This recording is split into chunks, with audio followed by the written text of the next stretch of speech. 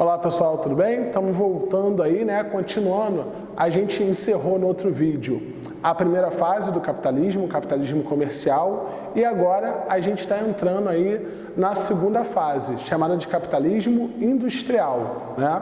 Então olha só, é uma observaçãozinha, não precisa ficar nervoso para ficar copiando o que eu estou aqui escrevendo, porque no final, no último vídeo, a gente vai deixar lá um linkzinho com o material com o quadro que eu usei em PDF aí para vocês, com todas as anotaçõezinhas, tudo anotadinho direitinho, tá bom? Então, só relaxa, aproveita aí, não precisa ficar igual o Chico Xavier, desesperado para ficar psicografando ali, escrevendo. Só preste atenção, ok? Então, vamos lá. Cara, a segunda fase é o capitalismo industrial, que vai ocorrer no século XVIII. Aonde? Na Inglaterra. A Inglaterra assume, né, caminha ali para assumir a hegemonia mundial. Por que a Inglaterra ela vai ser pioneira? O que permite esse pioneirismo inglês? Então, vamos lá. O que é a primeira revolução industrial? Ela surge com a criação do James Watt, a máquina a vapor, né? A máquina a vapor que é movida a carvão mineral. Então a gente vai ter agora uma matriz energética baseada no carvão mineral, um dos combustíveis fósseis, beleza? Então vamos lá. Por que a Inglaterra é pioneira? Porque ela tinha o quê? Ela tinha jazidas, depósitos de carvão mineral e ferro. Ela tinha o quê? O que mais que a Inglaterra tinha? Ela tinha, por exemplo, disponibilidade de mão de obra. Como que se deu essa disponibilidade de mão de obra? Com o chamado cercamento dos campos. Agora com a máquina a vapor, né, aqui que a gente está falando, ó, que ela vai ser utilizada sobretudo na indústria têxtil, o campo torna-se uma área do quê? De criação de ovelhas, para produzir o quê? Lã, para abastecer essa indústria têxtil. Então os camponeses são expulsos, cria-se ali um êxodo rural forçado, o cara sai da cidade e vai para o campo. Quando ele chega na cidade, ele vai formar o que a gente chama de exército industrial de reserva. O que é isso? Uma grande massa de desempregados que faz com que o valor da hora de trabalho ficasse baixa, seja baixo o salário. Por quê? Se eu não aceitar pelo valor, tem outro que vai aceitar. Então, isso é importante. E o último fator, que é capital acumulado. A Inglaterra acumulou capital durante aquela fase comercial e vai aplicar isso ali na indústria. Então, vamos lá. Século XVIII, Inglaterra, máquina a vapor, que vai ser utilizada sobretudo na indústria têxtil, né? A gente vai ter ali um sistema de produção chamado de manchesteriano, né? Com o trabalho assalariado, o trabalhador ganhava por unidade produzida, né? A UERJ já usou esse termo uma vez e uma galera ficou assim meio perdido, tá? Então está ali relacionado à primeira revolução industrial. Bom, seguindo aqui, por que a gente fala de revolução? Revolução porque ela promoveu uma série de transformações. Ela promoveu, por exemplo, transformações sociais. Surge ali o proletariado. O Enem já perguntou isso. A fase industrial, ela vai criar o trabalho como mercadoria. O que é o proletário? Eu vendo minha força de trabalho em troca de um salário, né? Outra transformação na economia, o aumento da produtividade. Agora com a máquina a vapor, a gente vai produzir mais em menos tempo. Qual é a diferença entre produção e produtividade? Produção é a quantidade total que eu produzi ali. Produtividade é a produção em relação a alguma coisa, produção em relação a tempo, produção em relação à área, tá bom?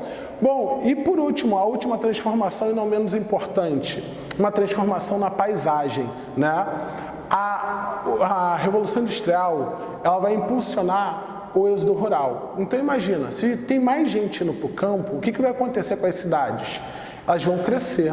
Você vai ter o processo de metropolização, formação de grandes centros urbanos. Você vai lembrar que agora a cidade é o local de reprodução do capital. Tudo bem? Beleza?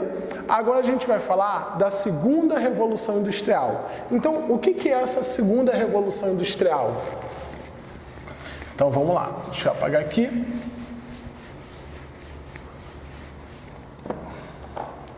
Vou colocar de roxo, que eu acho que fica mais fácil para vocês visualizarem.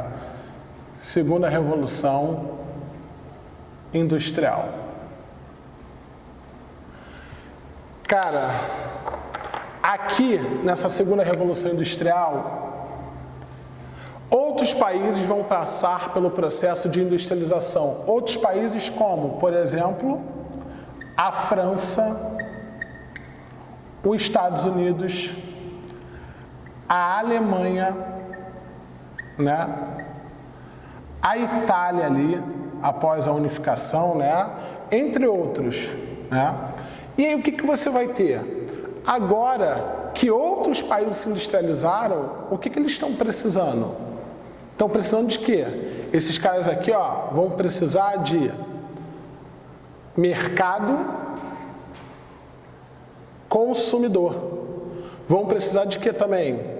Mão de obra barata e matérias-primas.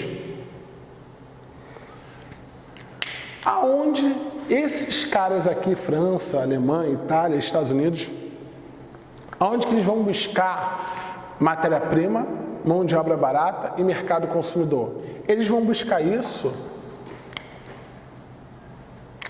através do chamado neocolonialismo. Ou seja, eles vão fazer ali, ó, a partilha da África e da Ásia. E aí você pode ficar em dúvida, pô, Marcos, você falou lá no primeiro vídeo de colonialismo, agora neocolonialismo, então pensa o seguinte: colonialismo, período século XVI, área de atuação, América. O que o europeu queria ali naquele momento? Produtos tropicais, metais preciosos, e ia buscar mão de obra escrava lá no litoral da África. Aqui a coisa mudou. Neocolonialismo, século XIX, tá? Vamos aqui, ó. Século XIX, atrelado à segunda revolução industrial. O que ele quer agora? Mercado consumidor, mão de obra barata e matérias-primas. Beleza? Grande marco do neocolonialismo na África, a Conferência de Berlim. Tranquilo? Cara, o que você tem que saber de características da segunda revolução industrial? O que a gente vai ter aqui? Ó, continuando aqui, segunda revolução industrial. Agora, a matriz energética mudou.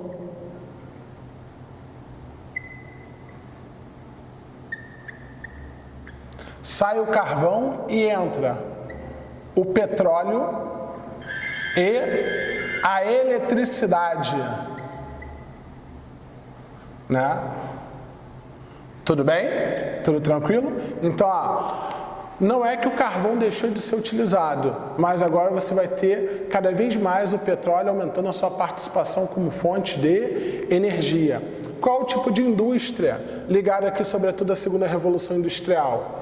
Você vai ter a siderurgia, que já vinha desde a primeira revolução industrial, mas os altos fornos vão ser criados na segunda revolução industrial. Você vai ter aqui, por exemplo, a indústria automobilística e a petroquímica.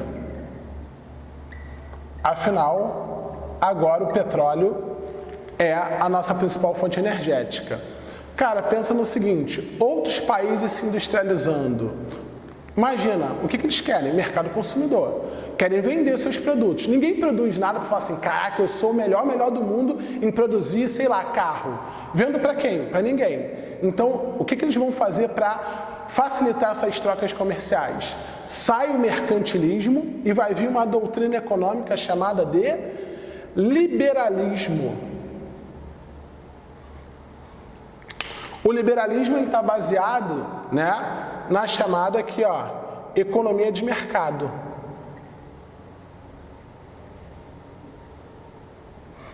O que é essa economia de mercado? Né?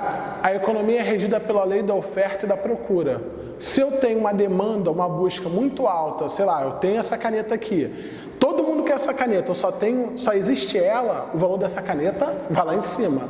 Se eu tenho várias canetas, e a demanda é baixa, o preço vai lá embaixo. É o que está acontecendo com o petróleo hoje, né?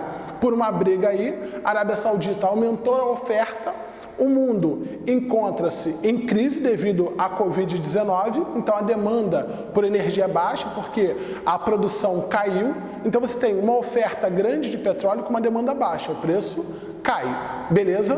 Tranquilo? Quem são os grandes teóricos aqui desse liberalismo econômico? O Adam Smith, né? David Ricardo, essa galera. Tudo bem? Pessoal, vou fechar por aqui, a gente já continua já já. Forte abraço.